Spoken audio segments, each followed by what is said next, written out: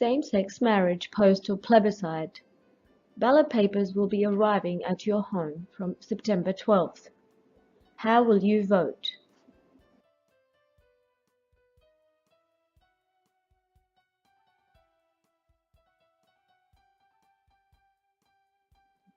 Here are some facts to help you make an informed decision. Same-sex marriage versus traditional marriage.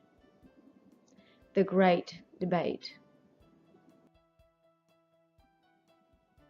Same-sex marriage is promoted by the LGBTIQ, lesbian, gay, bisexual, transgender, intersex, queer.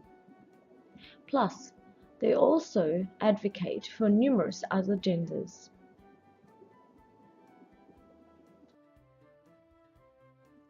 The number of same-sex couples in Australia. According to the Australian Bureau of Statistics in 2016, there are 46,800 same-sex couples, or 93,600 individuals.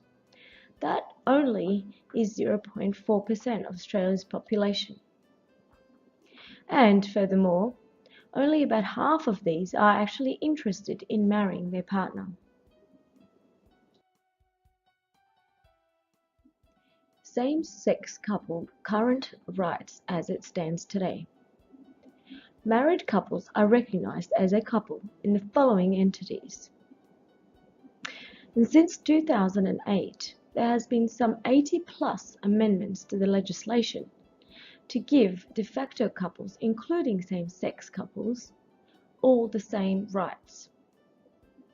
Please refer to the DSS Recognition of Same-Sex Relationship website for further information.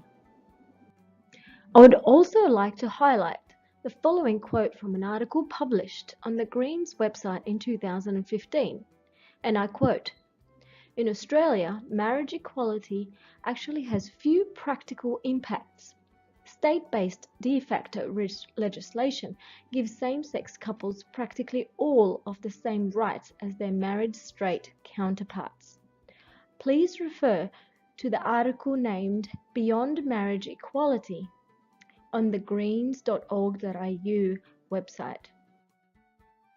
Having confirmed that all legal rights have been achieved, what is then the aim of the LGBTIQ activists?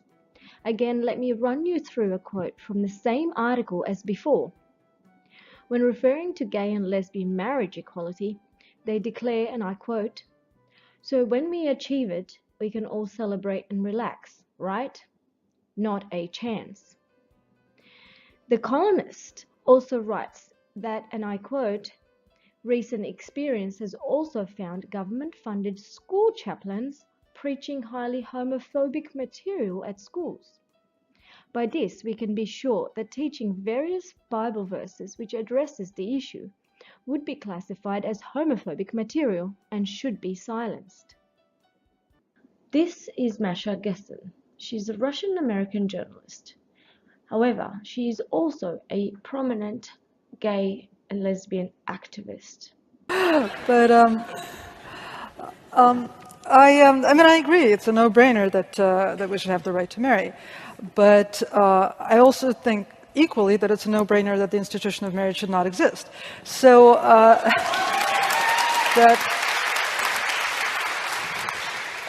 that causes my brain some trouble. And part of it, why it causes me trouble, is because fighting for gay marriage generally involves lying about what we're going to do with marriage when we get there. Because we lie that the institution of marriage is not going to change. And that is a lie. The institution of marriage is going to change, and it should change. And again, I don't think it should exist. I don't like taking part in creating fictions about my life. That's sort of not what I had in mind when I came out 30 years ago. I have 3 kids who have 5 parents, more or less. And I don't see why they shouldn't have 5 parents legally. I don't see why we should choose 2 of those parents and make them into a sanctioned couple. So what is traditional marriage? Well, as God intended it in Matthew 19, verse 4 to 5, He who made them at the beginning made them male and female. For this reason, a man shall leave his father and mother, and be joined to his wife, and the two shall become one flesh. That is, one man, one woman, not polygamy, not same sex. So what is traditional marriage in Australia then? Well, since 1866, the legislation always stated one man and one woman, and to the exclusion of all others. The amendment in 2004 still consisted of the union of one man and one woman, to the exclusion of all others. There has been no change in this legislation since then. So how does any change to the legislation affect me? For starters, freedom of speech and faith will be impeached. An example of this was when a Christian street evangelist was charged in Brisbane for preaching that homosexuality is a sin. The Australian Equality Party aims to take away free speech from those who oppose same-sex marriage. Parents will have no right to teach Christian beliefs to children. So how does it affect children? Well, a child's needs will be disregarded and become secondary. Same-sex marriage institutionalizes the stripping of a child's natural right to a mother and a father in order to validate the emotions of gay and lesbian adults. The indoctrination of children through the Radical Safe Schools program, which aims to normalize homosexuality and gender fluidity to kids as young as 8 years old. And how does it affect the church? Well, there has already been some cases of religious persecution that are evident in Australia, where a complaint was lodged against the Catholic Archbishop of Hobart, following the church's booklet bearing the slogan, "Don't mess with marriage," which was handed out to all the Catholic schools in Australia. Also in Denmark, since the same-sex marriage was legislated in 2014, the government has managed to force the churches to conduct homosexual weddings. What about how it will affect society? Homosexual lifestyle would become the new trend and the new norm. Breakdown of the moral fabric of society, the introduction of other relationships such as polyamorous marriages, polygamous marriages, pedophilia, and incest. So, how will you vote? Some reasons to vote yes might be the right to the term marriage for the gay and lesbian community, to normalize homosexuality, to normalize gender fluidity.